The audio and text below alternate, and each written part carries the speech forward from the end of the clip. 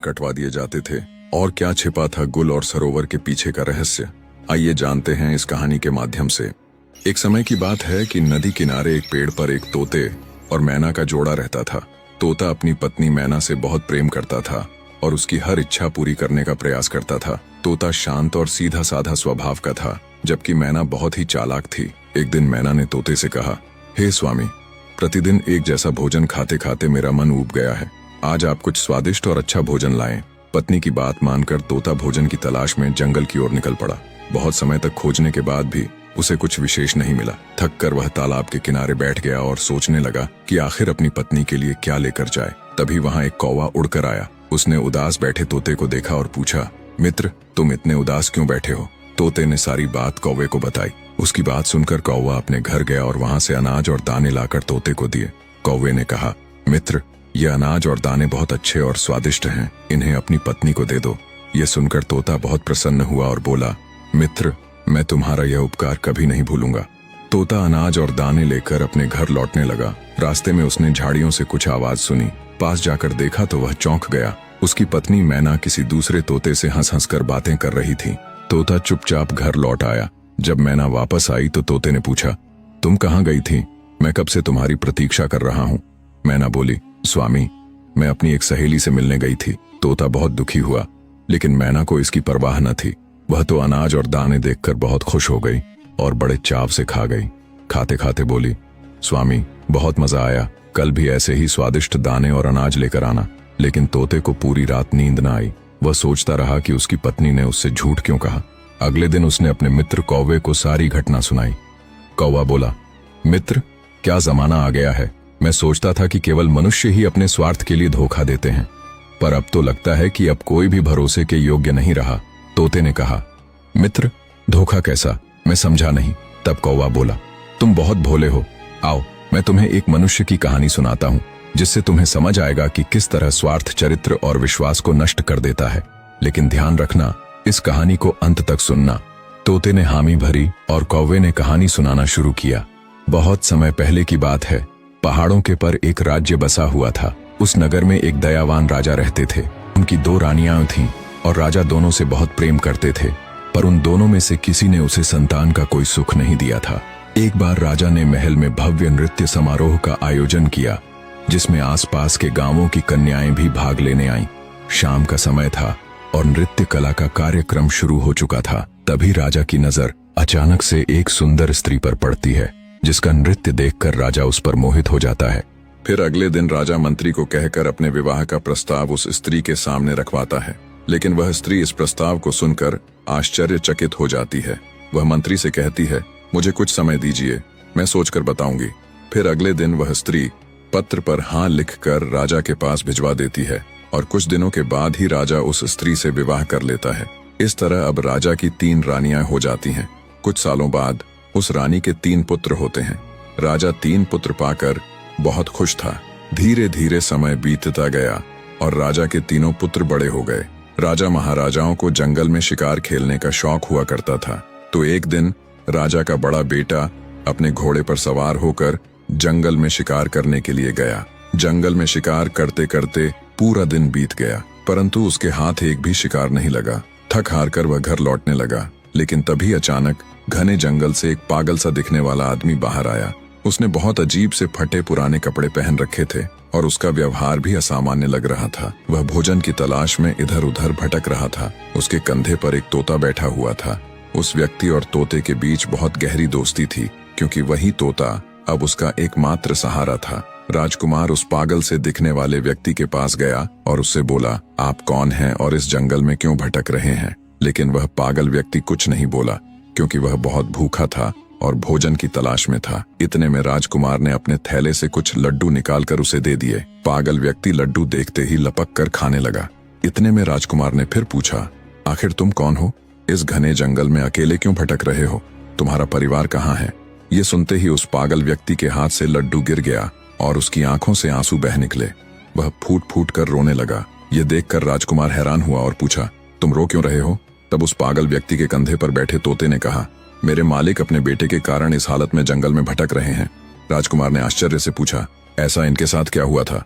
तोता बोला, पास के नगर में एक बहुत सुंदर राजकुमारी रहती है जिसका पिता एक राजा है। वह अपनी बेटी का विवाह करना चाहता था और लड़की भी विवाह को तैयार थी, लेकिन उस लड़की की एक शर्त थी, वह उसी इंसान से विवाह करेगी जो उसके एक प्रश्न का सही उत्तर देगा, और यदि उत्तर न दे पाया तो उसका सिर कटवा दिया जाएगा। मेरे मालिक का एक पुत्र था जो उस राजकुमारी से विवाह करना चाहता था, लेकिन राजकुमारी के प्रश्न का उत्तर न दे पाने के कारण उसका सिर काट दिया गया। इसी सदमे से मेरे मालिक ने अपना मानसिक संतुलन खो दिया और इस हाल में आ गए। इतना तोते के बोलते ही वह पागल व्यक्ति वहां से चला गया। ये सारी बात सुनकर राजकुमार के दिल और दिमाग में उस राजकुमारी की बात गहराई से बैठ गई। महल की ओर लौटते समय भी पूरे रास्ते वही राजकुमारी उसके ख्यालों में घूमती रही। घर पहुंचकर रात में वह आराम से लेट तो गया, लेकिन सुबह उठने पर भी उसके मन में सिर्फ उसी राजकुमारी के विचार चल रहे थे। अंततः उससे रहा नहीं गया और वह घोड़ा निकालकर उस राजकुमारी के महल की ओर चल पड़ा। राजकुमार को बाहर जाता देख उसके माता पिता ने पूछा, बेटा कहाँ जा रहे हो? तब बड़ा राजकुमार कहता है कि हमारे पड़ोसी नगर में एक राजकुमारी रहती है और वह विवाह करना चाहती है, परंतु उस राजकुमारी का यह कहना है कि उसका एक प्रश्न है और जो कोई उसके प्रश्न का उत्तर दे देगा वह उससे विवाह कर लेगी, और जो उसके प्रश्न का उत्तर नहीं दे पाएगा उसका सिर कटवा दिया जाएगा। अब तक उसके चक्कर में कई लोग मारे जा चुके हैं। यह सुनकर राजकुमार के माता पिता ने उसे बहुत रोकने की कोशिश की, परंतु राजकुमार ने उनकी एक भी नहीं सुनी और राजकुमारी के महल की ओर निकल पड़ा। राजकुमारी के महल पर पहुंचते ही उसने राजकुमारी को देखा। वह अत्यंत सुंदरी थी। राजकुमार उसके रूप को देखता ही रह गया। राजकुमार ने राजकुमारी के पास अपने आने का कारण बताते हुए उससे विवाह का प्रस्ताव रख दिया। तो राजकुमारी कहने लगी कि मैं आपसे विवाह करने के लिए तैयार हूँ, परंतु आपको मेरे एक प्रश्न का उत्तर देना पड़ेगा, तभी मैं आपसे विवाह कर पाऊंगी, और यदि आप मेरे प्रश्न का उत्तर नहीं दे पाए तो आपका सिर कटवा दिया जाएगा। राजकुमार ने इस शर्त को स्वीकार कर लिया और बोला, राजकुमारी पूछिए, आपका क्या प्रश्न है? मैं आपके प्रश्न का उत्तर देने के लिए तैयार हूँ। फिर राजकुमारी अपना वह प्रश्न पूछती है जो अब तक वह कई लोगों से पूछती आ रही थी। जब राजकुमार ने प्रश्न सुना तो वह हैरान रह गया। उसे कोई उत्तर नहीं सूझा, और जब वह उत्तर नहीं दे पाया तो राजकुमार का सिर कटवा दिया गया। दोस्तों, आखिर ऐसा कौन सा प्रश्न था जो राजकुमारी पूछती थी, लेकिन कोई भी उसके प्रश्न का जवाब नहीं दे पाता था? इसके बारे में आपको आगे कहानी में पता चलेगा कि राजकुमारी ऐसा क्या पूछती थी और ऐसा क्यों करती थी कि जो भी राजकुमारी से विवाह करना चाहता था उससे वही एक प्रश्न पूछती और उत्तर न मिलने पर उसका सिर कटवा देती थी। इस तरह बड़े राजकुमार का सिर कटवा दिया गया। उधर राजमहल में सब उसके लौटने का इंतजार कर रहे थे, पर जब राजकुमार घर वापस नहीं आया तो मंझले राजकुमार ने विचार किया कि वह उस राजकुमारी के पास जाएगा और अपने भाई का पता लगाएगा। फिर वह अगले दिन वह भी राजा रानी से अनुमति लेकर उस राजकुमारी के महल पर पहुंच गया, परंतु जैसे ही उसने राजकुमारी के सुंदर रूप को देखा वह भी उस पर मोहित हो गया और मन ही मन सोचने लगा कि यह कितनी सुंदर स्त्री है, काश मैं इससे विवाह कर पाता। लेकिन फिर राजकुमार राजकुमारी से कहता है कि मेरे बड़े भाई कहाँ हैं? तो राजकुमारी कहती है कि मुझे इसके बारे में कुछ नहीं पता। यह सब सुनकर राजकुमार फिर से सोच में पड़ जाता है। तब राजकुमारी राजकुमार से कहती है, क्या सोच रहे हो? तब राजकुमार कहता है कि आप कितनी सुंदर हैं, मैं आपसे विवाह करना चाहता हूँ। तो फिर राजकुमारी कहती है कि मैं आपसे विवाह तो कर लूंगी, किंतु पहले आपको मेरे एक प्रश्न का उत्तर देना पड़ेगा। यदि आपने मेरे प्रश्न का उत्तर दे दिया तो मैं आपसे विवाह कर लूंगी, अगर नहीं दे पाए तो आपका सिर कटवा दिया जाएगा। तो राजकुमार कहता है, ठीक है, आप अपना प्रश्न पूछिए।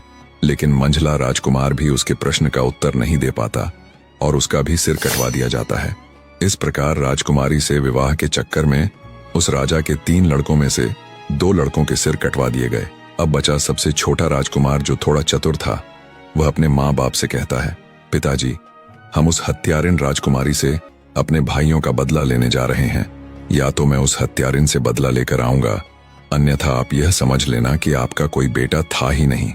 राजकुमार के माता पिता ने उसे रोकने की बहुत कोशिश की, लेकिन वह प्रतिशोध की आग में जलता हुआ राजकुमारी से बदला लेने के उद्देश्य से राजकुमारी के महल की ओर चल देता है। रास्ते में जाते जाते उस लड़के ने विचार किया कि जैसे मेरे भाई गए थे, अगर मैं भी वैसे ही गया तो मैं भी मारा जाऊंगा, लेकिन जाऊंगा तो जरूर। कुछ सोचने समझने के बाद उसने क्या किया कि उसने राजकुमारी के महल से थोड़े पहले एक बगीचा देखा वहां उसने अपने घोड़े को वहीं पर छोड़ दिया और उस बगीचे के अंदर चला गया। राजकुमारी वहां पर उस शांत वातावरण में विश्राम करने आया करती थी। उस बगीचे में एक सरोवर था और उस सरोवर के किनारे वह राजकुमार एक आम इंसान की वेशभूषा में खड़ा हो गया।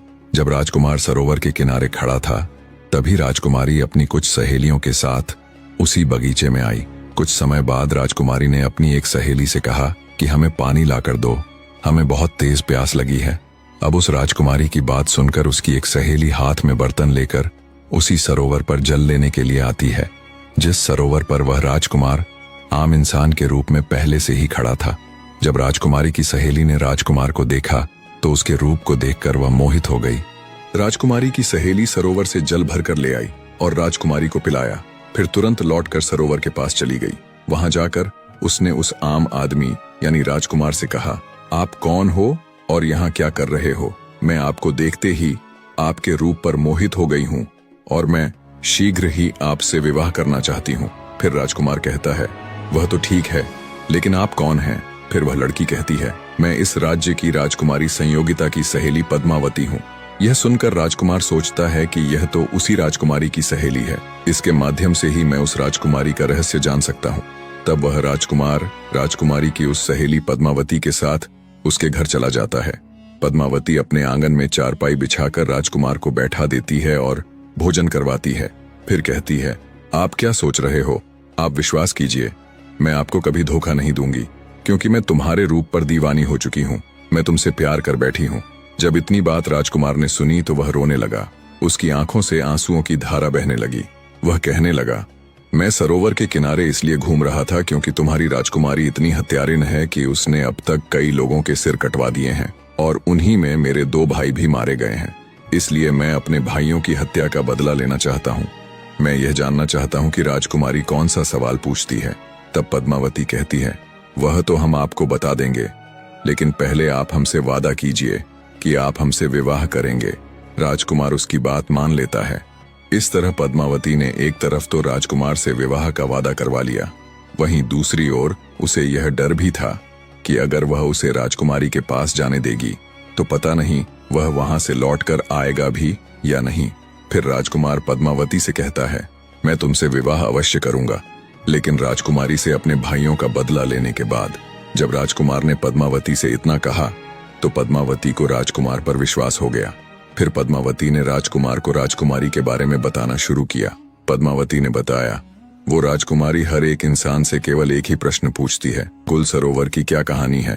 तब राजकुमार ने पद्मावती से कहा, अगर तुम्हें प्रश्न पता है तो इसका उत्तर भी अवश्य पता होगा, आप हमें इसका उत्तर बता दीजिए। लेकिन पद्मावती तुरंत हाथ जोड़कर बोली, अगर मुझे उत्तर मालूम होता तो मैं आपको जरूर बताती। राजकुमारी के राज्य में एक साधु रहता है, सिर्फ उसी को यह गुल सरोवर वाली कहानी पता है। उसी ने राजकुमारी को यह सलाह दी है कि अगर तुमसे कोई विवाह करना चाहे तो उससे गुल सरोवर की कहानी के बारे में पूछना। हालांकि यहाँ तक कि राजकुमारी को भी इस कहानी के बारे में कुछ पता नहीं है, फिर भी वह यह प्रश्न पूछा करती है क्योंकि वह उस साधु से प्रेम करती है। तब राजकुमार ने पद्मावती से कहा, चलो ठीक है, कोई बात नहीं, तुमने हमारा काम थोड़ा आसान कर दिया है। अब हम जाकर पहले गुल सरोवर की कहानी के बारे में पता करते हैं कि इसकी कहानी क्या है। आप मेरा इंतजार करना, मैं लौटकर वापस जरूर आऊंगा। तब पद्मावती कहती है, राजकुमार, गुल सरोवर की कहानी कहाँ मिलेगी? यह मैं आपको बता सकती हूँ, लेकिन वहां से जिंदा लौटना नामुमकिन है। आप वहां से जिंदा नहीं लौट पाओगे। राजकुमार बोला, क्यों नहीं लौट पाऊंगा? तब पद्मावती बोली, रास्ते में बहुत खतरा है, इसलिए आप वहां मत जाइए। यदि आप जिद करेंगे तो अपने भाइयों का बदला नहीं ले पाएंगे। बेहतर है आप मेरे साथ विवाह कर लीजिए और बदला लेने का विचार छोड़ दीजिए। राजकुमार ने दृढ़ स्वर में कहा, चाहे रास्ते में कितनी भी कठिनाई क्यों न हो, मैं अवश्य जाऊंगा और अपने भाइयों का बदला लेकर ही लौटूंगा। पद्मावती ने सोचा कि अब इन्हें रोकना असंभव है। उसने स्वयं एक घोड़ा और एक तलवार राजकुमार को दी और कहा, यह घोड़ा और तलवार तुम्हारे काम आएंगे। तुम पश्चिम दिशा की ओर जाना, आगे एक गुफा में एक शेर मिलेगा। उस शेर से आपको डरना नहीं है, क्योंकि वो शेर बूढ़ा हो चुका है और शिकार नहीं कर पाता, इसलिए भूखा रहता है। तुम रास्ते में उसके लिए खाने की कोई वस्तु साथ ले जाना। जब वह गुफा से बाहर आए तो उसके सामने भोजन रख देना, वह तुम्हारी मदद अवश्य करेगा। फिर जंगल पार कर तुम समुद्र के किनारे पहुंचोगे और आगे समुद्र पार करना होगा। इतना कहकर पद्मावती ने राजकुमार को विदा किया। जाते समय पद्मावती बोली, वादा मत भूलना, चाहे कुछ भी हो जाए लौट कर अवश्य आना, मैं जीवन भर तुम्हारा इंतजार करूंगी। राजकुमार ने विश्वास दिलाते हुए कहा, तुम चिंता मत करो, मैं लौट कर जरूर आऊंगा और तुमसे विवाह करूंगा।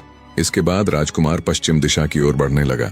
कुछ ही दूर जाने पर उसे वही गुफा मिली जिसमें बूढ़ा शेर रहता था। राजकुमार ने जैसा पद्मावती ने कहा था, रास्ते से भोजन लाकर शेर के सामने रख दिया। भूखा शेर भोजन पाकर बहुत प्रसन्न हुआ और तुरंत खाने लगा। अब संध्या हो चुकी थी, हल्की ठंड बढ़ रही थी और अंधेरा छा रहा था। राजकुमार ने पास से लकड़ियां इकट्ठी की और गुफा के सामने आग जला ली। थोड़ी देर बाद शेर भी उसके पास आकर बैठ गया। राजकुमार ने उसे सहलाया और फिर यहीं आग के पास सो गया। फिर अगली सुबह होते ही राजकुमार उस बूढ़े शेर के साथ जंगल में पश्चिम दिशा की ओर आगे बढ़ने लगा। चलते चलते राजकुमार को कई मुसीबतों का सामना करना पड़ा। अनेक जंगली जानवर उसके सामने आए, लेकिन बूढ़े शेर की दहाड़ सुनकर सभी डरकर भाग गए। इस तरह वह शेर राजकुमार के साथ चलते चलते समुद्र के किनारे पहुंच गया। समुद्र किनारे पहुंचते ही वह बूढ़ा शेर वापस चला गया। राजकुमार ने देखा कि थोड़ी दूर पर एक व्यापारी कई घोड़ों पर सामान लादकर कुछ सैनिकों के साथ समुद्र तट पर खड़ा है। राजकुमार उसके पास गया तो व्यापारी ने पूछा, तुम कौन हो और यहाँ क्या कर रहे हो? राजकुमार ने अपने साथ घटी सारी घटनाएं व्यापारी को सुनाई और कहा, मुझे किसी भी तरह समुद्र के उस पार जाना है।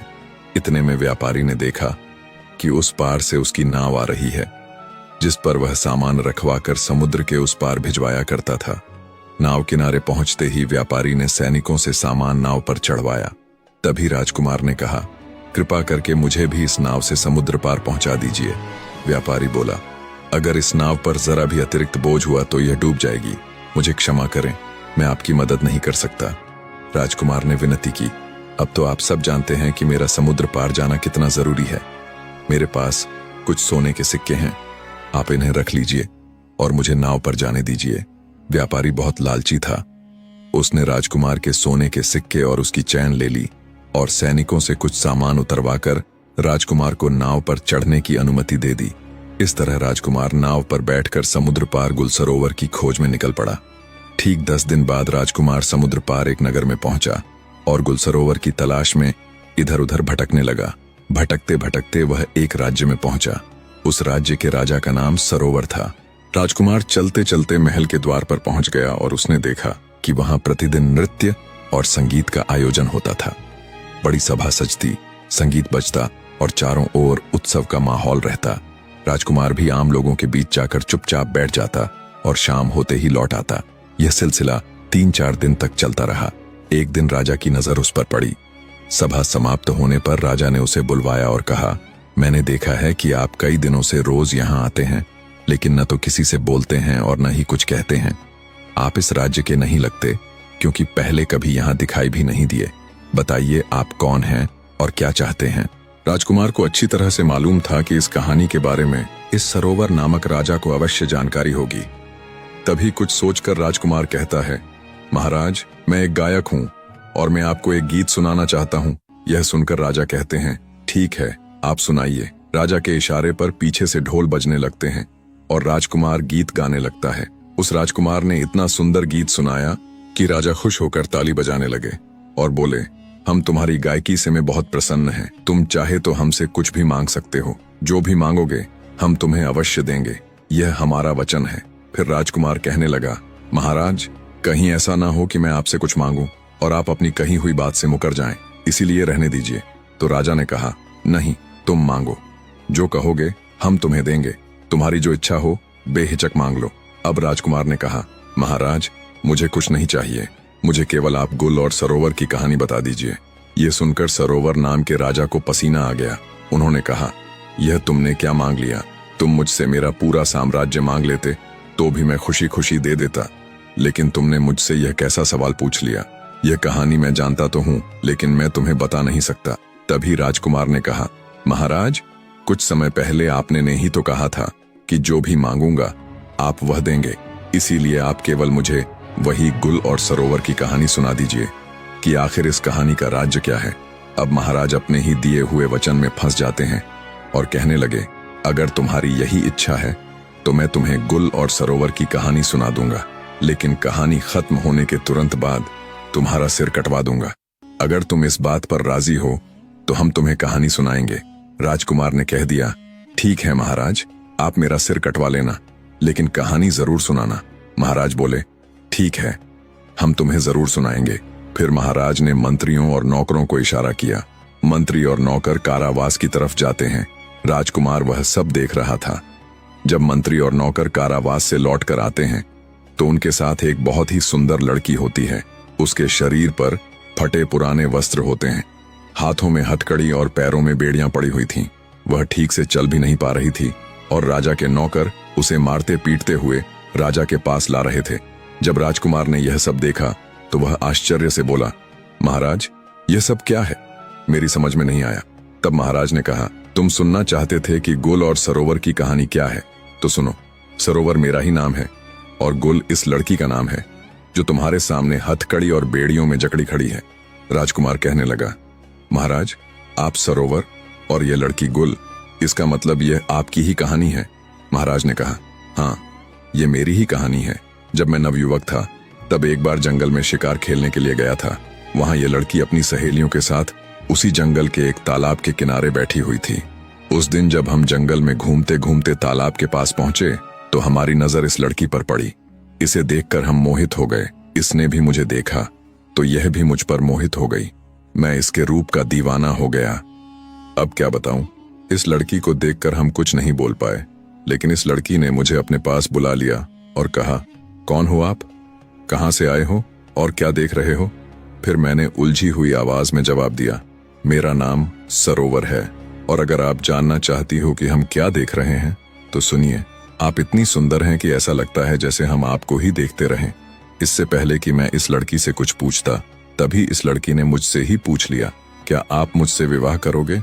जो बात मेरे दिल में थी वही इसने कह दी तो मैं बहुत खुश हो गया। अब यह लड़की मुझे साथ लेकर अपने घर पहुंची और अपनी माँ से हट करके कहती है, हे माँ, मैं अगर विवाह करूंगी तो इसी के साथ करूंगी, अन्यथा मैं मर जाऊंगी। उसके माँ बाप ने बहुत समझाया, बेटा, इनके घर खानदान का कोई पता नहीं, कहाँ के रहने वाले हैं इसका कुछ पता नहीं है। उसकी माँ कहती है, एक अजनबी के साथ मैं तुम्हारा विवाह कैसे करा सकती हूँ? उस समय वह लड़की बार बार अपने माता पिता से विनती करने लगती है और खाना पीना तक छोड़ देती है। अब उसकी जिद के सामने उसके माता पिता मजबूर होकर उसका विवाह हमारे साथ कर देते हैं। जब इस लड़की का विवाह मेरे साथ हो गया तब विदा होकर यह मेरे साथ मेरे महल के लिए आ रही थी। रास्ते में यह बहुत प्रसन्न थी और मुझसे कह रही थी, मुझे मेरे मनचाहे पति मिले हैं, मैं खुद दुखी रह सकती हूँ लेकिन इन्हें कभी दुखी नहीं रहने दूंगी। मैं खुद संकट में रह सकती हूँ लेकिन इन पर कभी आंच नहीं आने दूंगी। मैं अपने पति से हमेशा लगाव बनाए रखूंगी। ऐसे ही करके हम अपने महल पहुंच गए। अब तो हम उसके प्यार में इतने पागल हो गए कि सब कुछ भूलते जा रहे थे। हम अपने राज्यकाज में बिल्कुल भी रुचि नहीं दे रहे थे। ऐसे ही कुछ दिनों तक चलता रहा, लेकिन कुछ दिनों के बाद जब घर लौटकर स्त्री के पास आते थे तो पता नहीं क्यों हमें बहुत जोर की नींद आ जाया करती थी और इतने में वह राजमहल से जंगल की ओर चल देती थी। उस दिन जब मेरी नींद खुली तो मैंने इस स्त्री को राजमहल से बाहर जाते हुए देखा। तो उस दिन मैं भी उसके पीछे पीछे छिपता छिपाता जाता हूँ और देखता हूँ कि वह स्त्री एक साधु के साथ बैठी हुई हंस हंस कर बातें कर रही है। इतना सब कुछ देखते ही मैं सोचने लगा कि पता नहीं यह उसका रोज का काम है या सिर्फ आज का। उसके बाद मैं चुपचाप वहां से वापस राजमहल में लौट आया। फिर राजकुमार ने उनसे पूछा, आगे क्या हुआ महाराज? तब महाराज ने राजकुमार से कहा, उस दिन मेरा पूरा दिन उसी के बारे में सोचते सोचते निकल गया और दूसरे दिन भी इन्हीं सब ख्यालों में संध्या हो गई। संध्या के समय भोजन बनाकर इसने मुझे खाने को दिया, लेकिन उस दिन मैंने जानबूझकर भोजन नहीं खाया। मैंने यह निर्णय लिया कि आज चाहे कुछ भी हो जाए लेकिन सोएंगे नहीं, और फिर मैं देर रात तक उससे बातें करता रहा। जब काफी रात बीत गई तभी इस स्त्री ने मुझसे कहा, प्रियवर, अब बहुत ज्यादा रात हो चुकी है, आप सो जाइए। तब मैंने आंखें बंद करके सोने का नाटक किया और फिर यह स्त्री उसी साधु के पास चली जाती है। मैं भी उसके पीछे पीछे गया और देखा कि वह साधु डंडा लेकर उस स्त्री से गुस्से में बोल रहा था, आज तुम्हें यहाँ आने में इतना समय क्यों लग गया? कहाँ थी इतनी देर तक? वह स्त्री हाथ जोड़कर साधु से क्षमा मांगती हुई बोली, मेरा पति आज देर से सोया था इसलिए मुझे आने में देर हो गई। फिर उस स्त्री ने साधु से कहा, अगली बार ऐसा कभी नहीं होगा। अगली बार मैं उसके खाने में जहर डालकर उसे सदा के लिए सुला दूंगी और तब मैं हमेशा के लिए आपकी हो जाऊंगी। जब मैंने उसकी यह बात सुनी तो मैं बहुत ही घबरा उठा। उसी समय साधु की नजर मुझ पर पड़ी और उसने स्त्री से कहा कि किसी ने पेड़ के पीछे छिपकर मुझे देखा है। तब वह मेरी ओर देखते ही चिल्ला उठी, यह तो मेरा पति है। तभी मैं वहां से जल्दी जल्दी भागता हुआ राजमहल में आ पहुंचा और सैनिकों को आदेश देकर उस महिला को बंदी बनवा लिया। तभी राजकुमार ने पूछा, महाराज, उस साधु का क्या हुआ? तब महाराज ने उत्तर दिया, हमें खबर मिली है कि वह साधु समुद्र के उस पार शोभा नाम की राजकुमारी के राज्य में जाकर छिप गया है। राजकुमार को अब पूरा मामला समझ आ गया। महाराज ने कहा, यही थी गुल और सरोवर की कहानी। मैंने अपना वचन निभाते हुए तुम्हें पूरी कहानी सुना दी है। अब तुम अपने वादे के अनुसार अपना सिर कटवाने के लिए तैयार हो जाओ। इतने में राजकुमार ने कहा, महाराज, आप मेरा सिर जरूर काट लेना, पर उससे पहले एक बात बताइए, वह राजकुमारी ने उस साधु को अपने राज्य में क्यों छिपाया? राजकुमार की इस बात का राजा सरोवर उत्तर नहीं दे पाए। तब राजकुमार ने कहा, महाराज, इसका उत्तर मैं आपको बताता हूं। अब वह साधु शोभा नाम की राजकुमारी को अपने जाल में फंसा चुका है और राजकुमारी उसके बहकावे में आकर कई निर्दोष लोगों के सिर कटवा चुकी है, जिनमें मेरे 2 भाई भी शामिल हैं। इसलिए मैं गुल और सरोवर की कहानी जानने आया था, ताकि मैं उसे उसके की सजा दे सकूं। और राजकुमार महाराज को सारी बात बताता है और यह भी बताता है कि कैसे राजकुमारी में उसके भाइयों के गले कटवा दिए थे। राजकुमार की बातें सुनकर महाराज भावुक हो जाते हैं और राजकुमार की जान बख्श देते हैं। अब राजकुमार वापस उस शोभा नाम की राजकुमारी के महल की ओर चल देता है। कुछ दिनों के बाद जब राजकुमार शोभा नाम की राजकुमारी के महल में पहुंचते हैं तो राजकुमारी से कहते हैं कि मुझे आपसे विवाह करना है।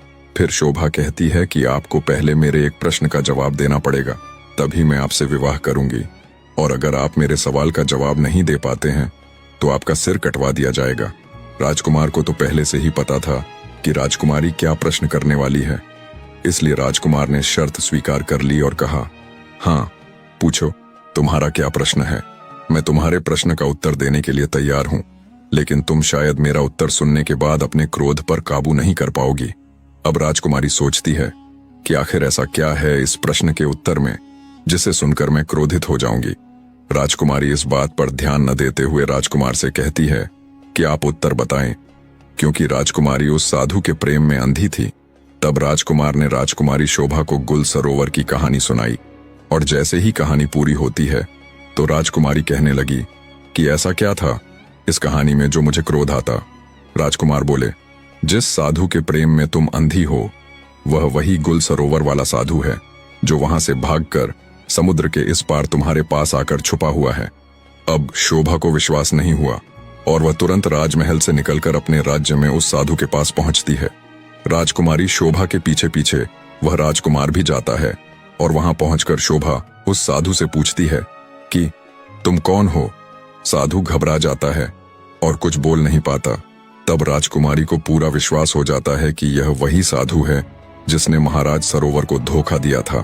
अब राजकुमारी उस साधु से कहती है, तुम्हारे चक्कर में कई लोगों का सिर कटवाया गया, तुमने ही सभी लोगों को जंगल में ले जाकर उनका सिर कटवाया है। अब तुम्हें भी सजा मिलेगी, तुम्हारा भी सिर राज्य के सभी लोगों के सामने कटवाया जाएगा। इतना सुनते ही साधु बोला, राजकुमारी जी, मुझे माफ कर दो, मैंने किसी की जान नहीं ली, वे सभी लोग अभी भी जिंदा हैं। तब राजकुमार जो शोभा के साथ आया था साधु से पूछता है, वे सभी लोग कहाँ हैं? तुम हमें जल्दी से बताओ। साधु राजकुमारी शोभा और राजकुमार को एक गुफा के अंदर ले जाता है। वहां उसने सभी लोगों को जाल के अंदर कैद कर रखा था क्योंकि वह साधु उन्हें बेचने वाला था।